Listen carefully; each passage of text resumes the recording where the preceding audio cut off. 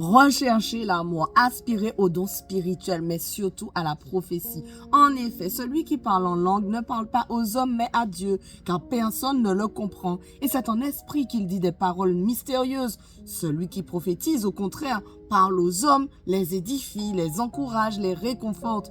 Celui qui parle en langue s'édifie lui-même, alors que celui qui prophétise édifie l'Église. Je désire que vous parliez tous en langue, mais encore plus que vous prophétisiez. Celui qui prophétise est plus important que celui qui parle en langue, à moins que ce dernier n'interprète pour que l'Église reçoive une édification. Et maintenant, frères et sœurs, en quoi vous serais-je utile si je venais chez vous en parlant en langue, au lieu de vous apporter une parole de révélation, de connaissance, de prophétie ou d'enseignement? Si les objets inanimés qui rendent un son, comme une flûte ou une harpe, ne rendent pas des sons distincts, comment reconnaîtra-t-on la mélodie jouée sur eux? Et si la trompette rend un son confus, qui se préparera au combat? Il en va de même pour vous. Si votre langue ne donne pas une parole intelligible, comment saura-t-on ce que vous dites? En effet, vous parlerez en l'air. Si nombreuses que puissent être les diverses langues dans le monde, aucune d'entre elles n'est dépourvue de signification. Si donc je ne connais pas le sens d'une langue, je serai un étranger pour celui qui parle.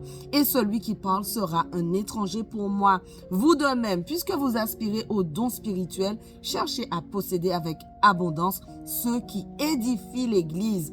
C'est pourquoi celui qui parle en langue prie afin de pouvoir interpréter. En effet, si je prie en langue, mon esprit est en prière, mais mon intelligence est stérile. Que faire donc? Je prierai avec mon esprit, mais je prierai aussi avec mon intelligence. Je chanterai avec mon esprit, mais je chanterai aussi avec mon intelligence. En effet, si tu prononces une bénédiction avec ton esprit seulement, comment celui qui fait partie des simples auditeurs pourra-t-il répondre Amen à ta prière de reconnaissance puisqu'il ne sait pas ce que tu as dit? Certes, tu prononces une belle prière de reconnaissance, mais l'autre n'est pas édifié. Je remercie mon Dieu de ce que je parle en langue plus que vous tous. Mais dans l'Église, j'aime mieux dire 5 paroles avec mon intelligence afin d'instruire les autres aussi, plutôt que 10 000 paroles en langue. Frères et sœurs, ne raisonnez pas comme des enfants. Au contraire, pour le mal, soyez des bébés, mais par rapport au raisonnement, soyez des adultes. Il est écrit dans la loi, c'est par des hommes d'une autre langue et par des lèvres étrangères que je parlerai à ce peuple. Et même ainsi, ils ne m'écouteront pas, dit le Seigneur. Par conséquent, les langues sont un signe, non pour les croyants, mais pour les non-croyants. La prophétie, quant à elle, est un signe, non pour les non-croyants, mais pour les croyants. Si donc, alors que l'Église entière est rassemblée, tous parlent en langue et qu'il entre de simples auditeurs ou des non-croyants, ne diront-ils pas que vous êtes fous? En revanche, si tous prophétisent et que non-croyant ou un simple auditeur entre, il est convaincu de péché par tous, il est jugé par tous. Ainsi, les secrets de son cœur sont dévoilés et il tombera alors le visage contre terre pour adorer Dieu en déclarant que Dieu est réellement au milieu de vous. Que faire donc, frères et sœurs? Lorsque vous vous réunissez, chacun de vous peut apporter un cantique, un enseignement, une révélation, une langue ou une interprétation. Que tout se fasse pour l'édification. Y en a-t-il qui parlent en langue? Que 2 ou 3 au plus parlent, chacun son tour, et que quelqu'un interprète. S'il n'y a pas d'interprète, qu'on se taise dans l'Église et qu'on parle à soi-même et à Dieu. Quant aux prophètes, que 2 ou 3 parlent et que les autres évaluent le message, leur message. Et si un autre membre de l'assistance a une révélation, que le premier se taise. En effet, vous pouvez tous prophétiser l'un après l'autre afin que tous soient instruits et que tous soient encouragés. L'esprit des prophètes est soumis aux prophètes, car Dieu n'est pas un Dieu de désordre, mais de paix.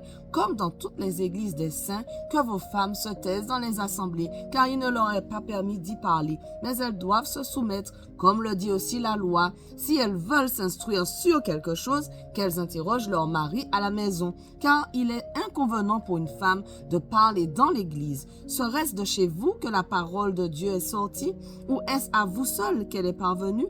Si quelqu'un croit être prophète ou dirigé par l'esprit, qu'ils reconnaissent dans ce que je vous écris un commandement du Seigneur. Et si quelqu'un l'ignore, qu'il l'ignore.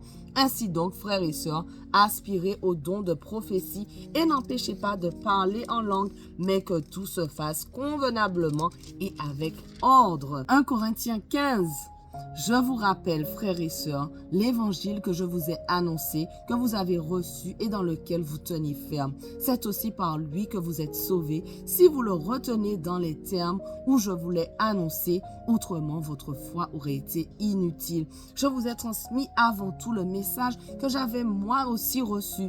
Christ est mort pour nos péchés, conformément aux Écritures. Il a été enseveli et il est ressuscité le 3e jour, conformément aux Écritures.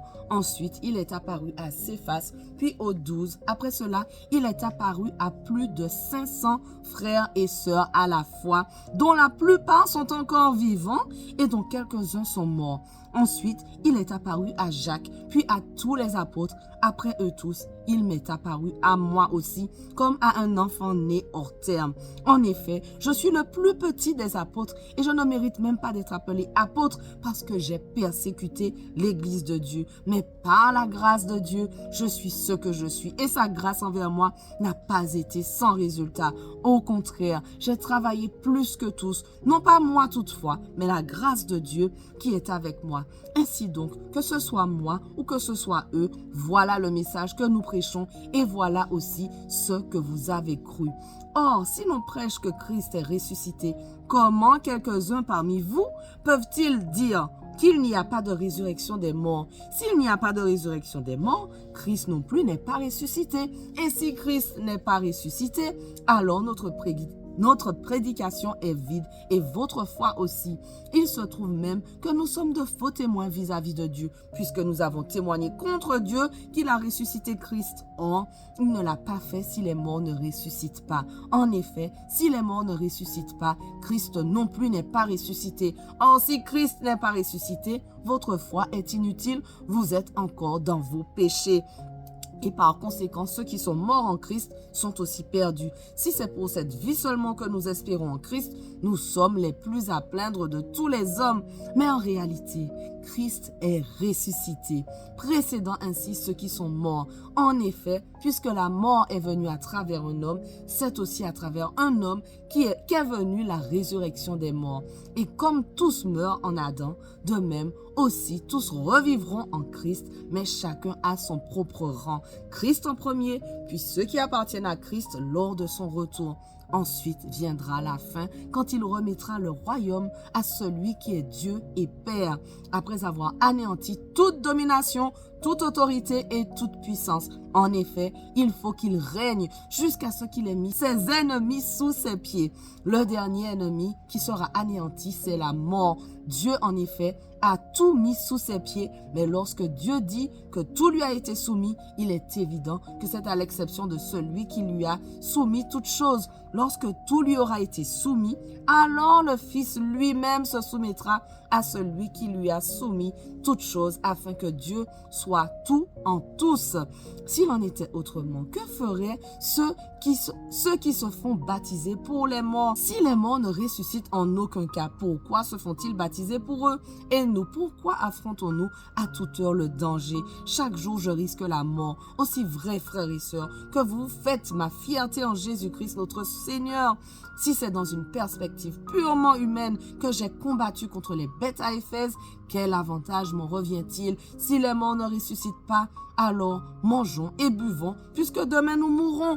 Ne vous y trompez pas, les mauvaises compagnies corrompent les bonnes mœurs. Revenez à votre bon sens comme il convient et ne péchez pas, car certains d'entre vous ne connaissent pas Dieu. Je le dis à votre honte. Merci Seigneur, parce que ta parole est vraie. Merci parce que tu nous as encore enseigné à travers ce passage. Je prie que nous gardions ces trésors précieusement dans nos cœurs et que nous les mettions en pratique. Bénis tous ceux qui sont avec moi. Aide-nous à pouvoir arriver jusqu'au bout ensemble au nom de Jésus.